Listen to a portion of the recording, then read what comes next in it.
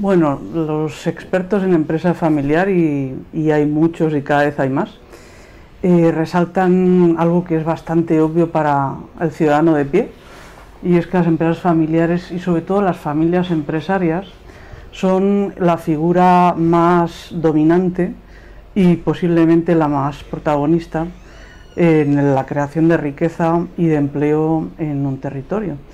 Quizá a veces se nos ha perdido de vista que eso es así por el dominio de las multinacionales, o cuando vemos que los sindicatos defienden grandes empresas públicas o grandes empresas de grandes corporaciones, pero que hagan más ruido no quiere decir que eso es lo que sea más real. Y agregadamente, tanto en empleo como en contribución al PIB, son empresas familiares en todos los países del planeta las que más contribuyen.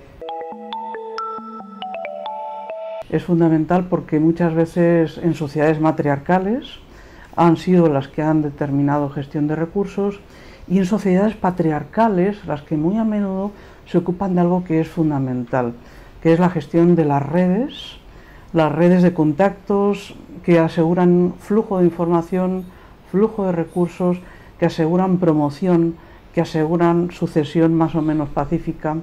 Así que las mujeres, con el concepto de liderazgo o el concepto gestoras de redes, desde luego han tenido una función fundamental y se las estudia por ello.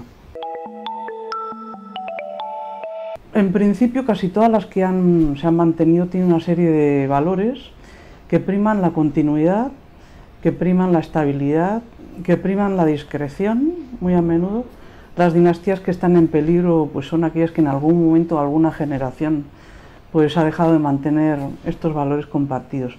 Existen valores compartidos, existen experiencias dolorosas muy a menudo compartidas, más a menudo fracasos que éxitos, pero previamente la solución a esos fracasos ha sido lo que ha reforzado la unión y la continuidad de las familias, en todas ellas. Los Toyota son un ejemplo de cuando cae el imperio japonés y tras la bomba atómica, de cómo unidos con sus empleados, unidos con una serie de valores, logran reflotar, pero en medio de una situación realmente desastrosa para los negocios. En cambio, para la familia fue enormemente positivo el saber cómo lidiar con los problemas, con las crisis. El caso de los Agnelli, por ejemplo, que a pesar de todos los problemas que han tenido, pues siguen existiendo. Los Rockefeller, que se enfrentó la tercera generación con la segunda, la cuarta con la tercera, en plena guerra de Vietnam y la revolución hippie, nuevos modelos de familia, parecía que el patrimonio se iba a dispersar, nuevas leyes tributarias que iban a impedir la transmisión, y el hablar sobre ello, el consensuarlo y el decidir nuevas reglas de juego entre todos reforzó la familia tanto más como al negocio.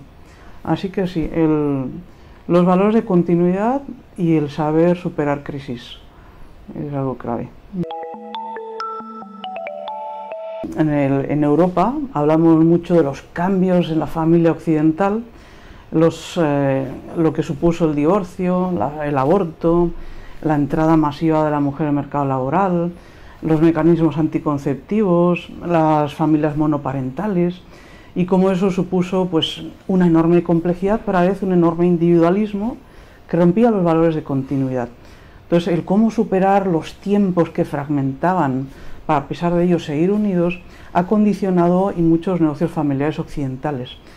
Ha condicionado también factores externos, como los sistemas tributarios modernos, que en todas partes, como una gran oleada, han penalizado la concentración individual de riqueza y han hecho que sea necesario crear sociedades externas a la familia, llámense como se llamen, que gestionan, que intermedian entre la familia y su patrimonio. Y eso ha creado también situaciones de conflicto. Pero todas estas historias no tienen nada que ver con lo que pasa en el mundo árabe, o lo que pasa en el mundo de América Latina, o lo que pasa en muchos países de Asia, donde eso no les afecta. Primero, las situaciones externas son completamente distintas. No se penaliza, sino que se premia la concentración individual de riqueza, se reconocen como símbolos de éxito, como modelos a imitar. Eso implica que haya también una mayor tranquilidad a la hora de transmitir o gestionar la sucesión en los negocios. Los hijos no se sienten perseguidos o dañados, el padre no va a estar inventando sociedades intermedias que puedan hacer peligrar lo que los hijos vayan a recibir, lo cual hace que vivan un poco más tranquilos, porque hay menos presiones para crear situaciones intermedias entre fundadores y siguientes generaciones. Y eso ha condicionado también que los negocios familiares, por ejemplo en América Latina o en Asia, se concentren en el sector financiero, cosa que había sido lo normal en Europa o en Estados Unidos hasta mediados del siglo XX. Y una pregunta que yo siempre me hacía es ¿cómo es posible que Japón y Alemania, que han sufrido en su territorio de forma destructiva la guerra mundial y con una serie de actos que eliminaron gran número de empresas familiares, empleados, directivos, recursos, sean las que tienen las empresas más longevas? En cambio, en América Latina, que no ha tenido en su territorio guerra mundial, o por ejemplo en el caso de la India, que ha tenido una paz relativa bajo la corona británica, las tenemos muy jóvenes. ¿Cómo es posible? ¿Cuál es la respuesta? Y una de las posibles preguntas, desde una de las posibles respuestas, sin duda, es que lo que importa para la longevidad no son las grandes crisis externas. Lo que explica longevidad es el apoyo social a las empresas y a sus empresarios y a sus familias a lo largo del tiempo, y que no importa que haya dictaduras como la de Hitler, no importa que haya guerras mundiales con bomba atómica como en Japón, lo que importa es que la sociedad, más allá de la destrucción, siga apegada a sus empresarios y a los proyectos, a las ideas, a los valores que tienen esas familias, que crean en ellas. Y eso es muy difícil que se consiga en los países emergentes. ¿Por qué?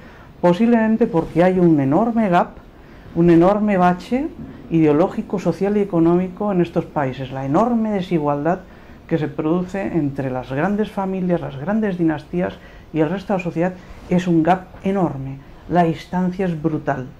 Y posiblemente el empresario alemán que lleva 300 años se pasea por la calle, va al mismo bar que sus empleados. Torres, por ejemplo, en España, en los vinos lo hacen. Se va un día a la semana a comer garbanzos con los que vendimian sus uvas, y lo hace de forma muy consciente. Y el viejo dicho que el roce hace el cariño, es más difícil que suceda en Asia o en América Latina.